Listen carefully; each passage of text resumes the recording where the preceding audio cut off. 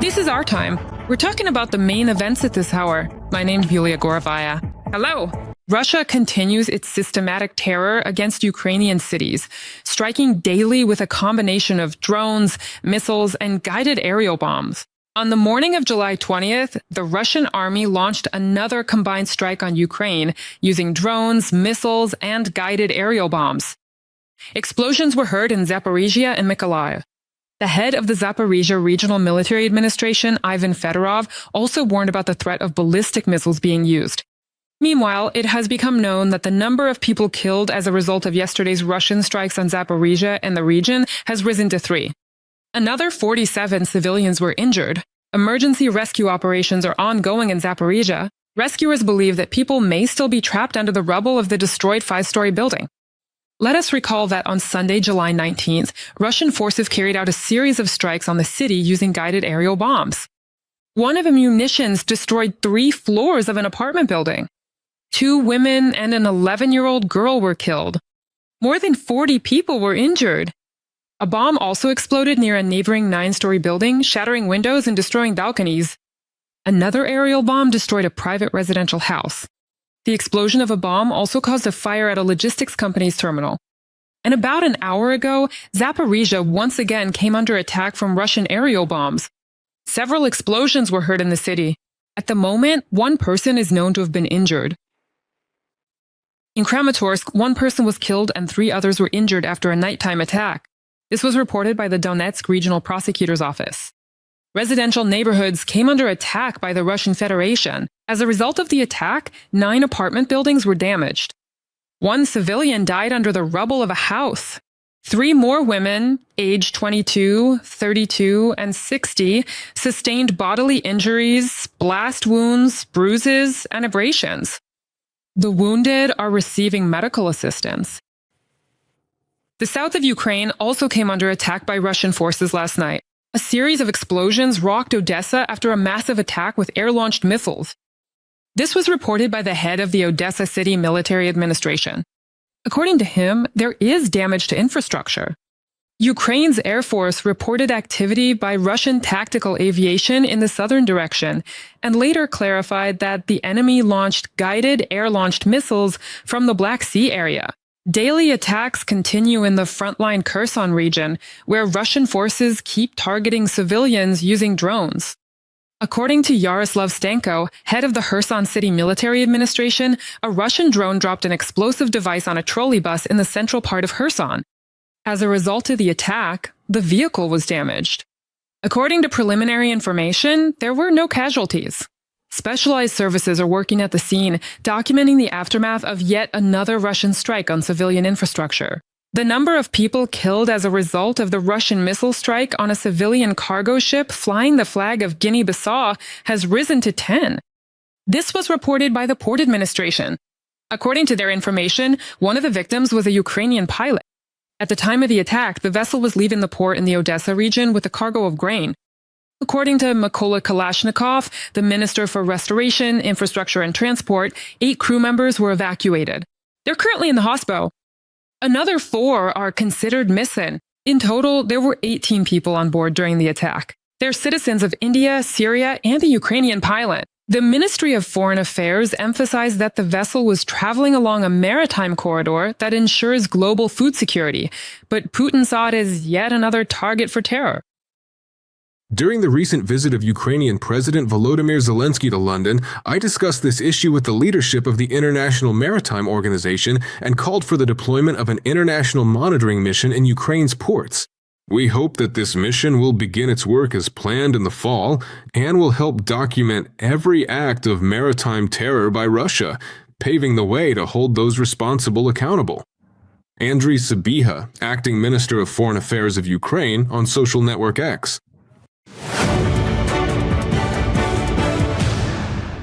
European countries continue to strengthen security measures and emphasize that amid escalating Russian aggression, supporting Ukraine remains a key element in protecting the entire region. Polish Defense Minister Władysław Kosiniak-Kamysz spoke out against calls from some Polish politicians to stop military aid to Ukraine. On social network X, he noted that against the backdrop of intensified Russian attacks and the Kremlin's preparations for a new wave of mobilization, such statements have nothing to do with reality. According to the minister, yet another massive Russian strike on Kyiv only confirms the need for continued support for Ukraine. Russia has launched its most powerful attack on Ukraine since the beginning of the invasion, using ballistic and cruise missiles, and has announced preparations for a large-scale troop mobilization.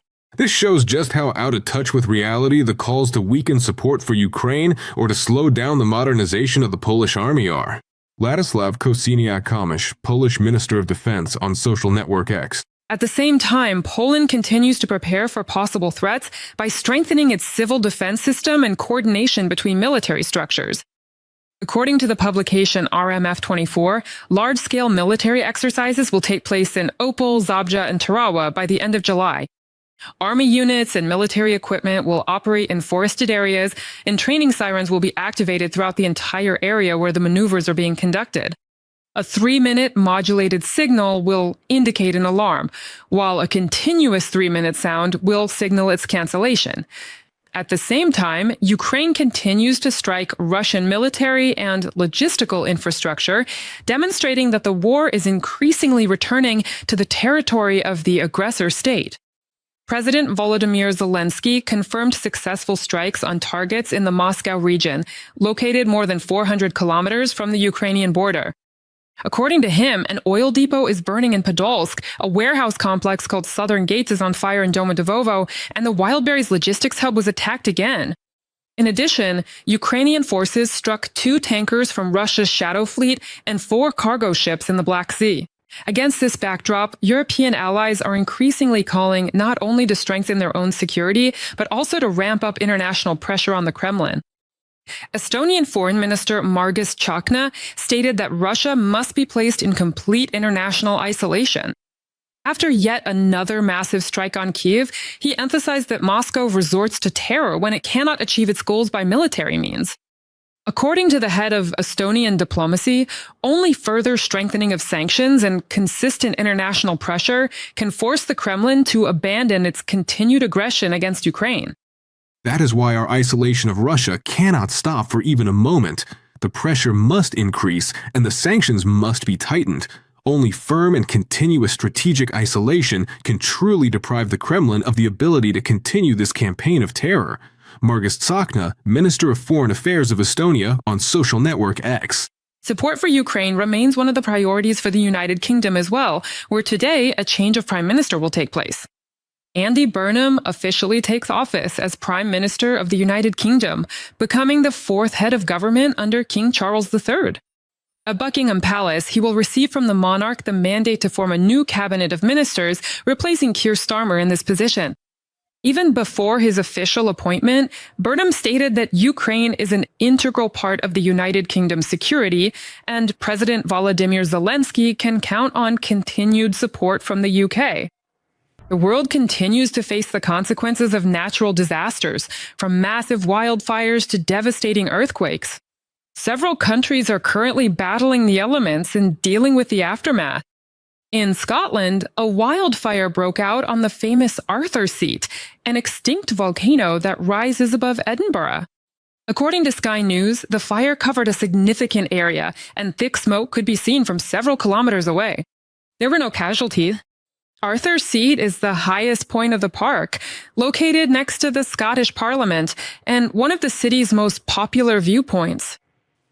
Meanwhile, an emergency situation continues in Scandinavia, where rescuers have been trying for several days to stop the spread of the fire. Norwegian police have warned residents about the danger of the fire reigniting after a large-scale blaze in the southeast of the country. In the village of Krogstad Delva, located about 50 kilometers from Oslo, firefighters have been battling the disaster for the 3rd day in a row. Around 400 people have been evacuated and nearly 100 homes have been destroyed. 12 fire crews and 2 helicopters have been involved in extinguishing the fire. 10 people have suffered from smoke inhalation, 2 of whom have been hospitalized. A police officer also sustained minor injuries. The situation remains difficult in southern Europe as well, where abnormal heat continues to spark new outbreaks of fire. In France, severe forest fires have engulfed the southern regions. According to France 24, 10 houses have been completely destroyed by fire. Hundreds of residents have been forced to evacuate. More than 600 firefighters, supported by amphibious planes, are trying to contain the blaze. However, strong winds and vegetation, dried out after several days of 40-degree heat, are making the rescuers' work much more difficult. Because of the fires, roads have been closed and train service along the Mediterranean coast has been temporarily suspended. At the same time, however, residents of South America have faced another devastating natural disaster. In the central part of Peru, in the mountainous Andes region, an earthquake with a magnitude of 5.6 struck. According to the Associated Press, 6 people were killed, more than 30 were injured, and about 300 residents were forced to leave their homes. The National Institute of Civil Defense of Peru reported dozens of destroyed and damaged buildings. Among the most affected sites are the historic church and former Santiago de Leon monastery, which was built back in the 16th century. To learn even more, subscribe to the Freedom YouTube channel. There you'll find informational and analytical materials, as well as important interviews and expert opinions. We focus on Russia's war against Ukraine, as well as events happening around the world. Scan the code on the screen, follow the link, and add the channel to your favorites. Subscribe to UATV English and stay updated on the most important events, top news from Ukraine and all over the world, in-depth analysis, exclusive reports and interviews, all on hand in our channel. Join our community of viewers and stay tuned.